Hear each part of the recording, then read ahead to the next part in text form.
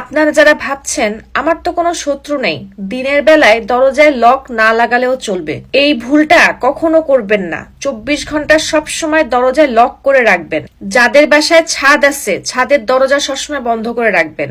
আর যদি সম্ভব হয় ছাদে একটা লোহার দরজা লাগাবেন এবং বাসায় যতগুলি সদস্য আছে সবাইকে এক এক করে ডেকে ভালো করে বুঝিয়ে বলবেন। আপনার ঘরে বিছানার পাশে যদি কোনো জানালা থাকে সেই জানালা খুলে কখনো ঘুমাবেন না এবং পারলে সে জানালাটা সবসময় বন্ধ করে রাখবেন।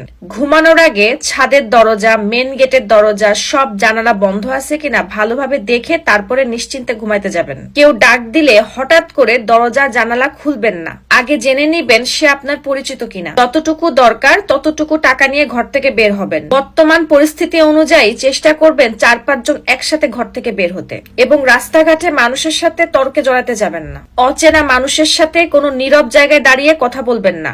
সতর্কতার জন্য বলছি, কোনো বয়ফ্রেন্ড বা গার্লফ্রেন্ডকে নিয়ে কারোর বাসায় বা নীরব জায়গায় প্রেম করতে যাবেন না। অনেক অচেনা মানুষ আপনাকে ফোন করে বিভিন্ন পদ্ধতিতে আপনাকে লোভে ফেলতে পারে, আর আপনি লোভে পড়ে দৌড় দিয়ে তার সাথে দেখা করতে যেন না। দেখেন, দিন দিন পৃথিবীটা অস্বাভাবিক হয়ে যাচ্ছে। এখন মানুষকে মারতে কোনো শত্রুতা লাগে না, অনেক মানুষ শখেও মানুষ মারে। পৃথিবীতে 90% মানুষ ডিপ্রেশনে ভুগতেছে, আর এই ডিপ্রেশন থেকে মানুষ আস্তে আস্তে সাইকো হয়ে যায়। অনেক দুর্ঘটনা ঘটছে, সেটার কারণ খুঁজে পাওয়া যাচ্ছে না। নিজের সাবধানতা নিজেকে অবলম্বন করতে হবে, কারোর উপরে ডিপেন্ড করে সব জায়গায় হুটহাট করে চলে যাবেন না। আমরা আগে ভাবতাম ঘর হচ্ছে নিরাপদ আর বাহির হচ্ছে নিরাপদ নয়, কিন্তু এখন ঘর বাহির দুটোই নিরাপদ নয়। মানুষ এখন ঘরের ভিতরে এসে মারতে বেশি কমফোর্টেবল। দেখেন, আপনি যদি বিপদে পড়েন কেউ আপনাকে বাঁচাতে আসবে না, কেউ পাশে এগিয়েও আসবে না, সাহায্য করতেও আসবে না।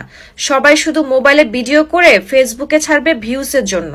এই জন্য 200% সতর্কতার সাথে যেমন ঘরে থাকবেন বাহিরেও যাবেন।